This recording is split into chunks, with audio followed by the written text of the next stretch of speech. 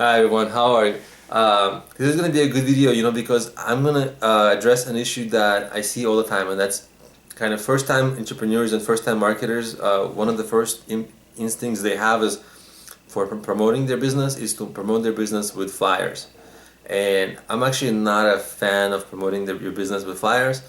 So in this video, I'll explain how to do it correctly and why I'm not excited about this particular um, advertising method. Okay, so essentially what you want to do if you are creating flyers, you want to have a really clear, the flyer has to be clear so that the person, because usually when you give it to a person, they glance at it for like 1.5 seconds.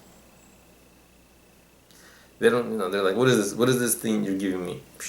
Right? So it has to be very clear what the value proposition is, what they're getting out of it, right? And if you're promoting something, if you're giving some discounts, it has to be very clear. Don't go too heavy on the print. Don't go too heavy on like the graphics, because the more things there are, the harder it will be for a person to really understand what's going on within that 1.5 seconds or 1 second that they're going to really look at it. So, and also you want to have a really clear way for them to contact you, right? If there's something, here's a discount, here's how you contact, right? So you want to have that big. So value proposition should be big. How to contact and what the next step is, that should also be big. And don't go too heavy on the graphics and stuff like that. Now, why I don't really like this method, right? Because there are, to print very nice flyers, it isn't cheap, right? And consider that you have to hire someone, or maybe you do it on your own, but sometimes people hire people, whatever. Whether you do or do not hire people, whenever they give out a flyer, it's rare that the person actually follows through on it, right? Usually people just take it, garbage. They take it, garbage. So it's rare that a person who takes a flyer becomes a customer. But each flyer, depending on the quality of the flyers, they can cost you like 5 cents to print to like almost $1, right? If you have like really beautiful paper and beautiful designs, those are expensive flyers to print. So your customer acquisition cost becomes quite high. So for that reason, once it becomes quite high, there are so many other marketing methods that are more effective that you can try for a cheaper price, right? It just doesn't make sense anymore. And lastly, what you want to do is make sure that the people who you're giving the flyer to are like part of your target market. Sometimes it's good to, if you just give out flyers on the street, or it's difficult to know who these people are. So sometimes what you want to do is go to places where people who potentially might get engaged with, with your flyer. You want to see where they might be. If it's like at a nightclub and you're promoting a different nightclub, then yeah, those people, they go to a nightclub. But still,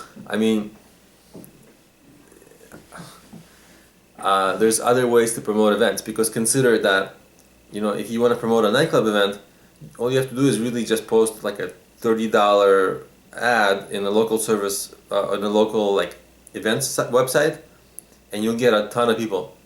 And $30 is really just, it's like 30 flyers, right? So if you're printing those really cool, flashy flyers. So it doesn't make sense often. It can be effective, but because there is a real cost to customer acquisition with this marketing tactic,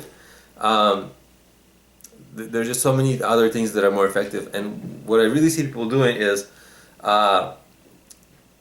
they choose marketing with flyers because they're not certain what those other options for marketing are, right? If they knew what the options for marketing are, like what's the best online marketing technique for promoting an event or promoting whatever you're selling, they would do that. So usually flyers are, it's a paid way of marketing, which yeah, it can work, but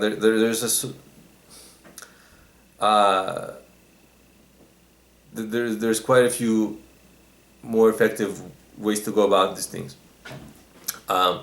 So definitely consider if you know, you should certainly count, have a way to determine per how many flyers you give out, what that response rate is, right? How many people become clients. And that might be, if you need them to call a number, if you put a number on your flyer, what you want to do is you want to make a unique phone number so that you know exactly how many people are, and that phone number is only printed on the flyer, right? So that you can measure how many people are calling that number from the flyers.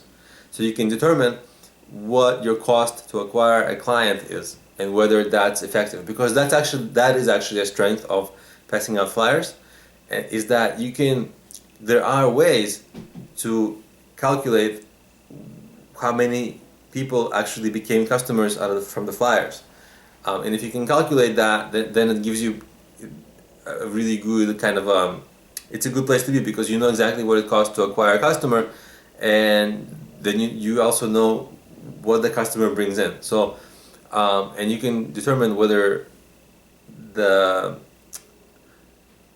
this way of marketing, like whether marketing with flyers justifies itself in your particular situation. So that's kind of all I wanted to say about marketing with flyers. Certainly you want to try to really measure the cost of acquisition of a customer. Have a way to measure it, because without it, it will be like a blind thing. You don't know if you're losing money or making money, and certainly there's a cost, so very likely you're losing money if you aren't counting and measuring and calculating. Anyway, thanks for watching, guys. I hope that was insightful. If it was, please subscribe to my channel, and of course, if you are promoting something, I created mobile apps that help you start and plan your business. The apps cover business ideas, business planning, marketing, and fundraising, and they're available on iOS, Android, Nook, and the Kindle. If you search for Problemio, or if you go to problemio.com, you'll see all the apps there. Thanks for watching, and I'll see you in my next video. Bye.